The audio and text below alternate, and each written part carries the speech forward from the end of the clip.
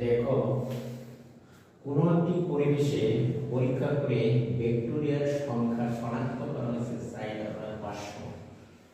শনাক্ত করা হলো এই বৃদ্ধি প্রতি ঘন্টায় বংশবৃদ্ধি করে দ্বিগুণ হয়। এই বৃদ্ধি যদি প্রতি ঘন্টায় বংশবৃদ্ধি করে দ্বিগুণ হয়, তবে প্রথম ঘন্টা থেকে দশম ঘন্টা পর্যন্ত 60 পৃষ্ঠার শক্তি পূরণ করো। দশম ঘন্টা পর্যন্ত 60 পৃষ্ঠা শক্তি তোমরা পূরণ করো।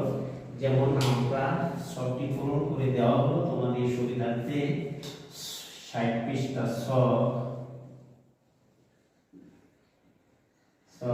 পৃষ্ঠা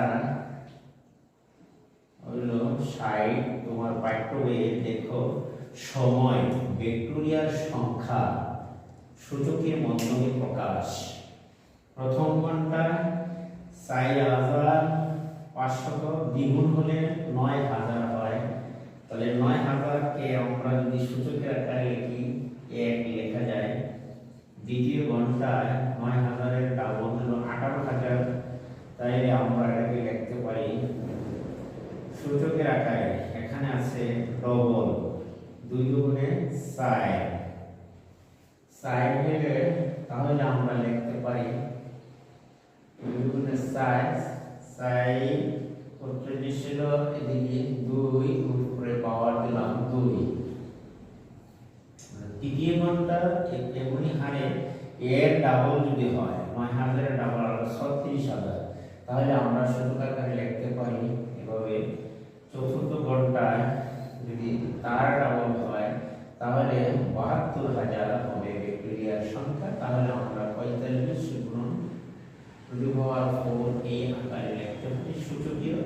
পঞ্চম ঘন্টা 72000 ডাবল হয় যদি 1,64,000, তাহলে আমরা লিখতে পারি 45000 গুণন 5।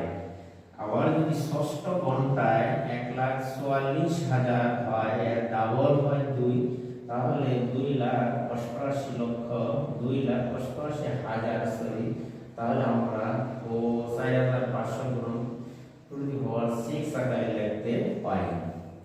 এইভাবে যদি আমরা সপ্তম ঘন্টায় লিখি 2,88,000 কে 2 দ্বারা গুণ করি, তাহলে আমাদের হয় 5,76,000।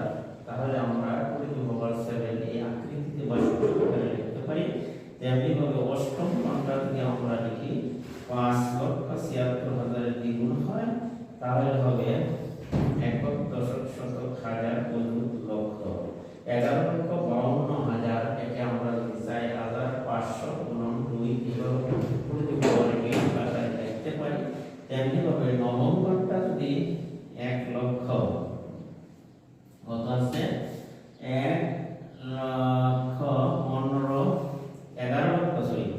15,000 কে আমরা যদি ডাবল গুণ করলে, অর্থাৎ 2,30,000 হয়ে গেছে 23,60,000 হয় সংখ্যায়।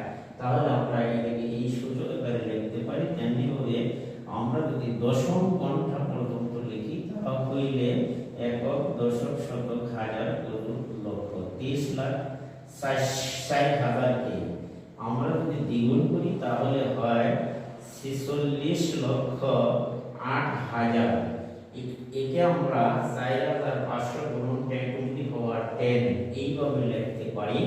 তাহলে এই দশম ঘন্টা পর্যন্ত ব্যাকটেরিয়ার সংখ্যাকে আমরা একটি সূচকীয় আকার হিসাবে বা পাওয়ার হিসাবে লিখতে পেরেছি।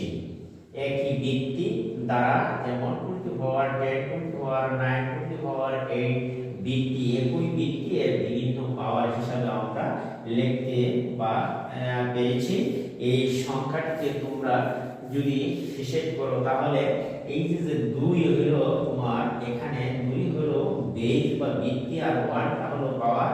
এখানে 2 হলো ভিত্তি, 2 হলো পাওয়ার। এখানে 2 হলো ভিত্তি, 3 হলো পাওয়ার। এভাবে পাওয়ার আকারে সংক্ষেপে বড় সংখ্যাকে লেখার নাম হলো সূচকীয় আকারে প্রকাশ করা। সূচক আকারে প্রকাশ করা হয় বা বৈজ্ঞানিক আকারে প্রকাশ করা হয়ে থাকে।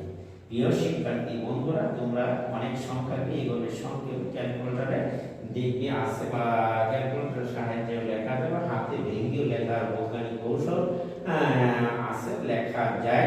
তোমরা এটি একটু ট্রাই করো, তার পরবর্তীতে আমি তোমাদেরকে বৈজ্ঞানিক আকারে বা এই সূচিত আকারে লেখার জন্য আরো বিস্তারিত ক্লাসে আলোচনা করব। আর আমার চ্যানেলের ভিডিওটি তোমাদের কাছে ভালো লাগে আমার চ্যানেলটিকে সাবস্ক্রাইব করবে